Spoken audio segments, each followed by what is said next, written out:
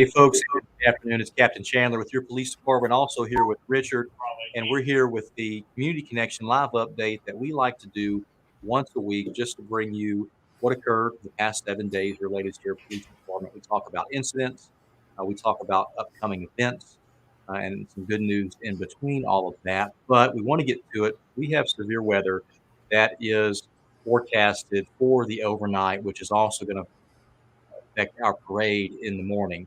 We've adjusted some things. So today we're going to talk about the parade, talk about the severe weather impact, and then we will get to the weekly update towards the end of the broadcast. Of course, we like these updates to be interactive. If you have any questions or comments, please just type those in the comments section, whether you're on Twitter, YouTube, or Facebook, and we will certainly get to that. So our parade has been pushed back 1 hour.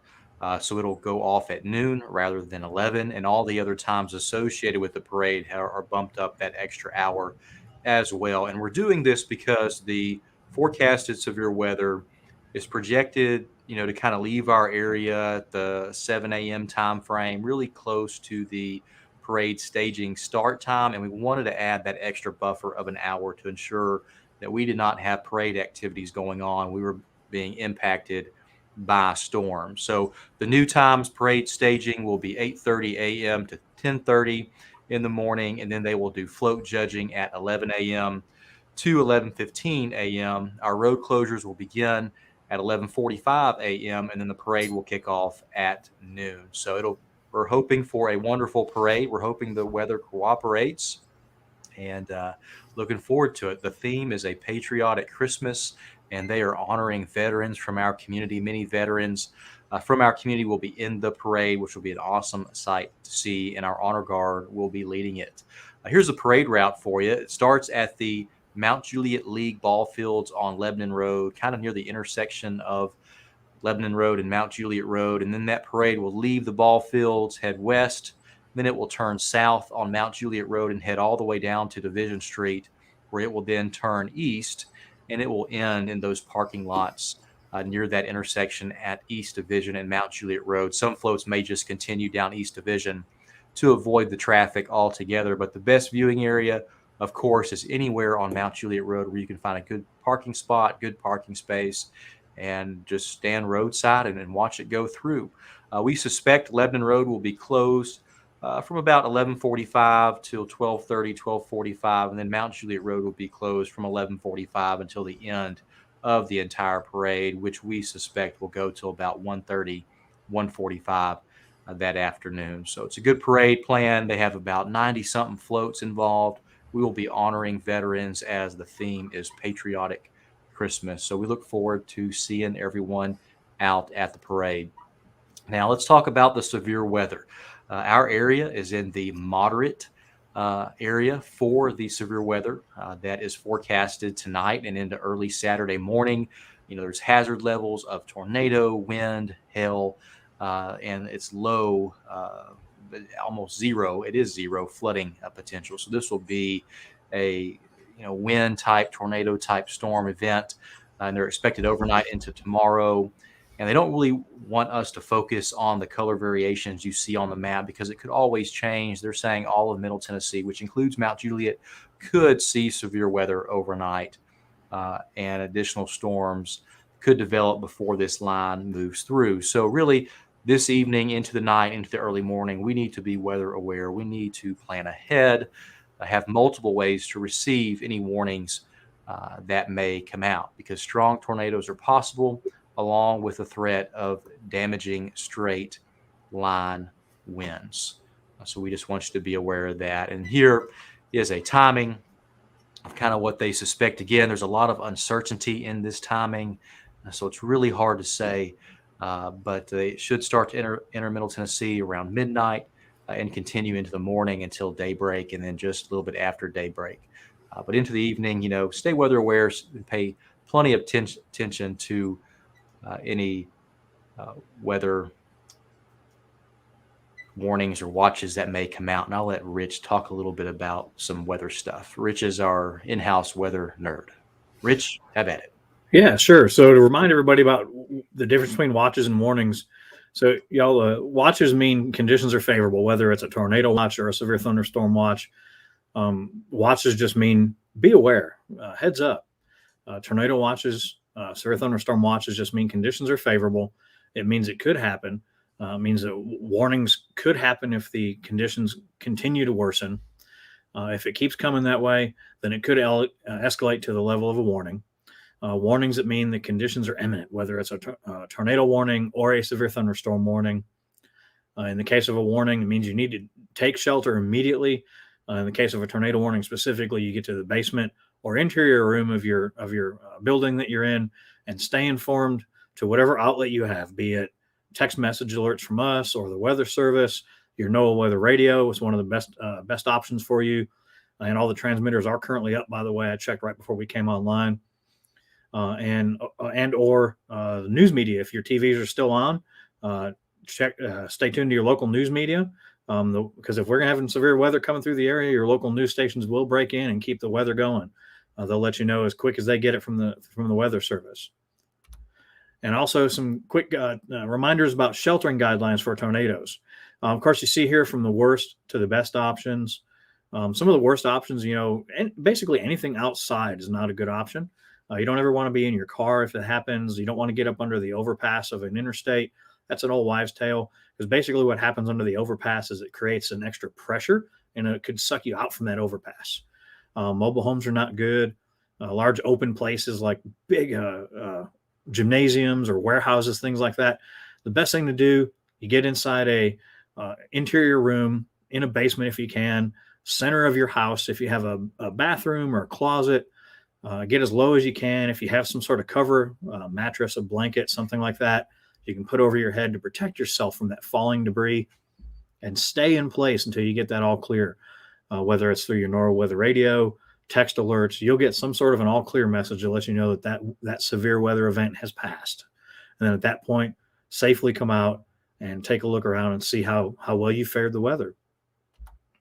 And know where to go. Okay, this is just another reminder. And this is a nice little graphic too. It shows you the middle of your house, the interior and lower rooms of your house. If you don't have a basement, move to the interior room, because it really emphasizes no windows, because the pressure that builds up inside your home can potentially suck those windows out and cause a lot of broken glass and debris flying. So if you get into an interior room, a closet, a hallway, something of that nature where it's much more structure between you and the outside, to where that pressure, if it builds up and starts removing those outer layers, think of your house like an onion. If it starts peeling those outer layers of your house off, and you're inside where it's much more sturdy, you'll be theoretically a lot more safe. And then have multiple ways to get a warning and watches, just like Captain touched on. Of course, the best is always the wireless emergency alerts on your phone. Some people have these things turned off. Go into your settings and make sure you turn them on, because even in the middle of the night, if the weather service issues a warning, these will wake you up. They're extremely loud and very obnoxious, so they're going to wake you up. That's what they're meant to do. Second best option is your weather apps, whatever you choose to subscribe to. There's plenty of good ones out there: Weather Underground, National Weather Service, mobileweather.gov, some of the news stations, whatever you're comfortable and you get comfortable using, those weather apps are really good. Then, of course, the text and email services like what we use here, the MJ Alert service. The MJ Alert service is a great service. You just text MJ to 67283, and that signs you up immediately. And then any of the emergency alerts that we get from the weather service immediately get pushed out through our MJ Alert service, and you'll get those just as quick as we get them. Then, of course, the other social media outlets, and keep in touch with your family and friends as well through the whatever options you have, whether it's your texting with your family and friends, phone calls, and things of that nature. Very good, Rich. I appreciate all that great information, especially giving plugs and how to get alerts, because that's very important. We've experienced a tornado that came through in the middle of the night, and we want to be sure that people understand that they need to be weather aware and that they need to take action to get those weather warnings. You cannot rely on the outdoor weather warning sirens. They're meant to warn you if you are outdoors. They're not designed to warn people indoors, and they place those sirens around schools, around parks, around outdoor activities such as a retail area.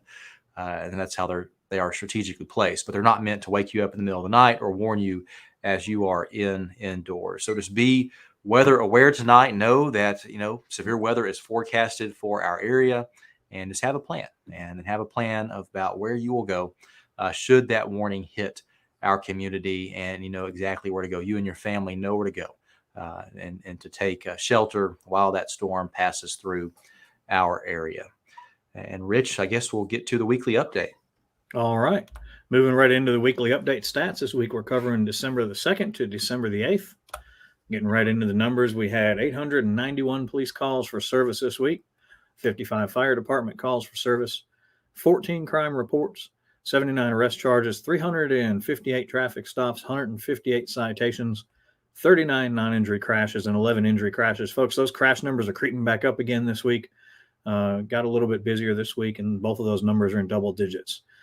As usual, a lot of those, and Captain would speak on this as well, I'm sure, a lot of those are rear end type crashes and distracted driving crashes.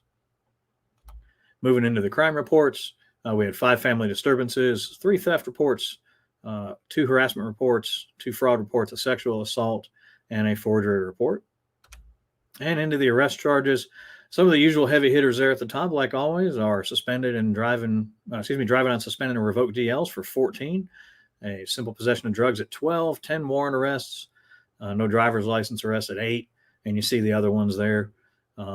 Pretty standard stuff. We did have a couple of move over law arrests this week. Folks, remember, move to the right for sirens and lights. Make sure you yield to emergency vehicles on the side of the road, or if they're passing you, run into a call. It's not just for our safety, but yours as well. And then getting into the neighborhood and school zone traffic enforcement, we covered Jackson Hills, Windtree Trace, Curd Road, Belinda City, Triple Crown, Providence residential areas, Park Glen, East Division Street, Nicholsville, and of course the school zones, resulting in 43 stops, 25 citations, no arrests. And then getting into the Guardian Shield stats, some good stats. We ticked away some numbers here this week. Total numbers, we're up to 100 stolen cars, 51 stolen plates, 71 wanted persons. So some good numbers this week. Yeah, we officially hit 100 stolen cars recovered due to the help of Guardian Shield in our community, and that is since April of 2020. And just think about the dollar amount of recovered property that we were able to return, the majority of it, return back to victims, and they get justice for the crime committed on them. So pretty amazing system that does amazing work for our city, continues to watch out. And just like that vehicle last night that was stolen in Nashville, it was left running at a gas station on Old Hickory Boulevard. It's what we call a fresh stolen. We were notified about it, which was good, because then we were able to access our system and see that it entered our community. And then our officers ended up finding it based off additional hits off the LPR system about where that vehicle may be. And they located it in the parking lot of FedEx, and the offender was walking away from the vehicle when our officers made contact and made that arrest. So from the time it was stolen in Nashville to the time an arrest was made, it was about 40 minutes, all because of the Guardian Shield system. Just amazing system, and really does keep our community safe and keeps the criminal element out. And if it does enter, we're able to intercept it and make an arrest. And that's what I got for you on stats. Very cool. I want to share one more thing real quick, Rich. Let me get my stuff back up here. All right. So Coffee with a Cop and Santa is December 17th. It's a great way for kiddos to meet Santa. We'll also be there. You can meet your leadership team. We'll be at Starbucks on Lebanon Road near Mount Juliet Road. Again, December 17th from 7 a.m. to 9 a.m. So please come out and see us. Definitely bring the kids to see Santa. And then our Christmas tree lighting ceremony is also tomorrow. It'll be at, 4 o'clock is when the music and programs begin. Food trucks and activities also arrive a little bit earlier at 3, but we will have a ceremony to get our Christmas tree lit, which will be at the Town Center Clock Tower. And you can park at the train depot to see all of that. And Rich, how's weather looking at the moment? So far, the long-range radar is looking pretty clear, other than some stuff passing through southern Indiana up there. So far, so good. So far, so good on the radar. But from what I hear, this stuff will be closer into tonight and in the morning from our briefings that we have received. So hopefully, I'm praying for the best for our community, but we just definitely need to be prepared and know how we're going to get those warnings should we need those warnings. Let's give away a gift card. All right. So, folks, in the comments, type in hashtag MJPD Live, and you could potentially win a $10 gift card to Moe's Southwest Grill. And if you live in Wilson County or a county connected to Wilson County, you are eligible to win. And then if you win, we want you to email me your address so we can mail the card to you, or simply drop it by your home, and I'll put my email in the comments. But type in hashtag MJPD Live, no spaces before or after or in between.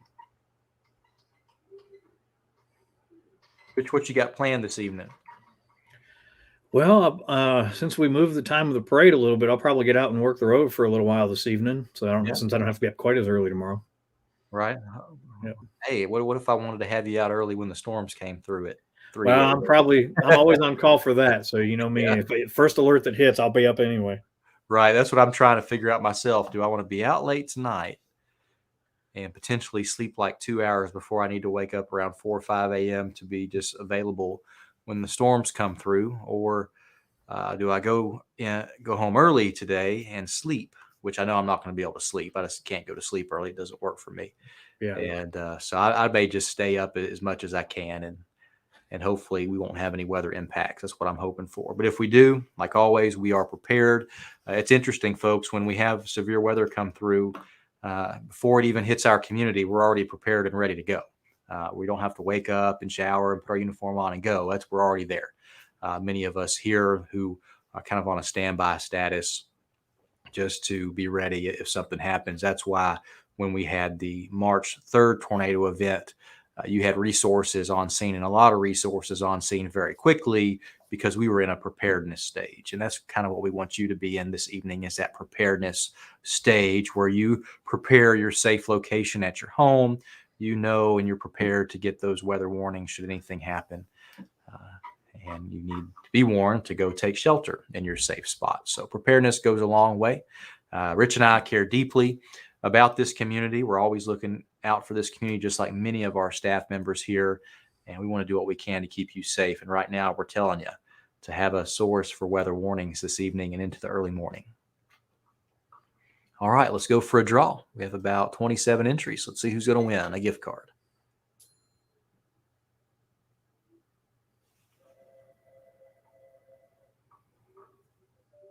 All right, Carol Young. Congratulations, Carol.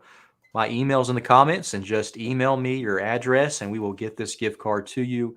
We'll mail it or drop it off. But congratulations, and thanks everyone who participated in all of that. And if you have questions, type those in the comments, and Rich and I are here to answer those. Going up through here, Rich, let me see what we have. I saw one question about Guardian Shield. All right, from Shannon. So Shannon, Guardian Shield is a automated license plate recognition program that alerts our staff to known criminal vehicles where their license plate is on a hot list. So if a vehicle is stolen, if a license plate is stolen, if someone is wanted for their arrest, if they are a missing person or someone associated with an Amber Alert, and that vehicle is associated with any of those criminal elements, the tag is pulled into a hot list and then uploaded into our database that our cameras alert on. Our officers have portals in their car, so does our communications center. And when a vehicle on a hot list passes one of those license plate readers, which is a camera that uses artificial intelligence to read the plate, then it sends an alert. It sends us a picture. It shows us the location of the vehicle and the direction of travel. And then our officers go out to that area and attempt to find that vehicle. So they're checking parking lots, they're checking other side streets in an attempt to see exactly where this car may be. The Guardian Shield system doesn't totally track, location by location of a known criminal vehicle on that hot list. It just kind of lets us know it entered or passed this intersection, it's headed this direction, and it's up to us as officers to then search those areas. So it doesn't give details as to what parking lot they pulled in or what business they may be going to or where their house is at by any means, or what, other places they may be visiting. It simply just shows us them traveling down one of our main roadways in the direction they're going. But that does help us because we know certain areas to check, and that's when our officers intercept those vehicles and make the stop and make the apprehension on the suspect who may be inside that stolen car or using a stolen plate or may be wanted for their arrest. So great system. You can learn more on our website. Just go to mjpd.org.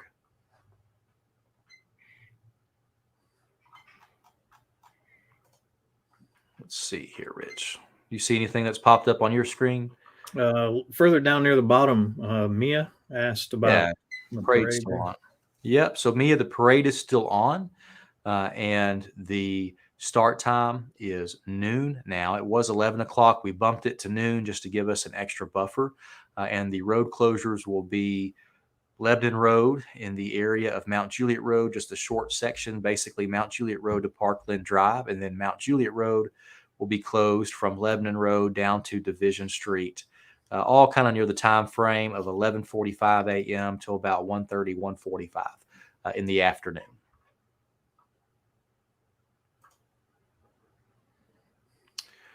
And know when the traffic light is going in by Camp Bow Wow. So, Patty, I don't have that information.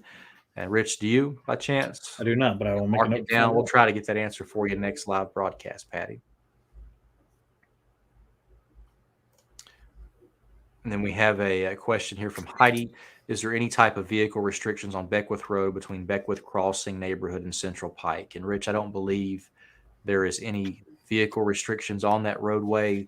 That section of Beckwith Road is actually not in the city limits, but the neighborhoods connected to the west of Beckwith Road, west side, are in the city limits. However, Beckwith Road itself is not in the city limits.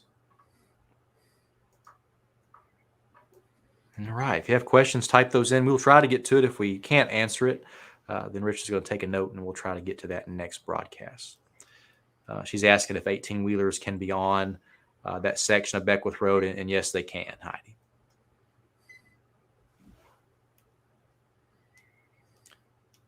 But we're hoping the weather, doesn't have any impacts. But again, when we had the March 3rd tornado come through, there wasn't any type of risk zone like we have tonight. It's just interesting. The weather is very unpredictable at times, even though our weather forecasters try to do their best to predict it and figure out what it's going to do. But we just kind of have a general idea. But really, we know we're going to have severe weather tonight. Stay weather aware. Stay connected to a weather warning source, and just know where will you go should there be an active weather warning warning you to take shelter immediately. All right, awesome. Rich, am I missing anything? I think we covered it, but folks, remember, if you're going to be weather aware tonight, make sure you have an emergency pack of some sort ready. At the very least, a first aid kit and a flashlight. Have your cell phone charged up before you go to bed. That's some good quick tips. Yeah, all good tips there. And folks, we'll let you know. We'll be the first to get on, whether it's live or start sending out our text alerts should we start having impacts in our community. So just stay tuned to all of that. When we had the March 3rd tornado, everyone in the impacted zone did not have cable or TV service, but they got their information off their smartphone, and they got their information from a live broadcast like this. I was sitting in my patrol vehicle with a webcam on my laptop giving information about what just happened to our community. So it's a great way for us to get information to you, but also allow you to provide some feedback through the comments. We just want you to be safe. We'll be monitoring the weather throughout the night, and we'll keep you updated as it happens, folks. So stay safe, stay connected to your weather warning source, and hopefully we will see you all at the parade tomorrow with good weather. Take care, everyone.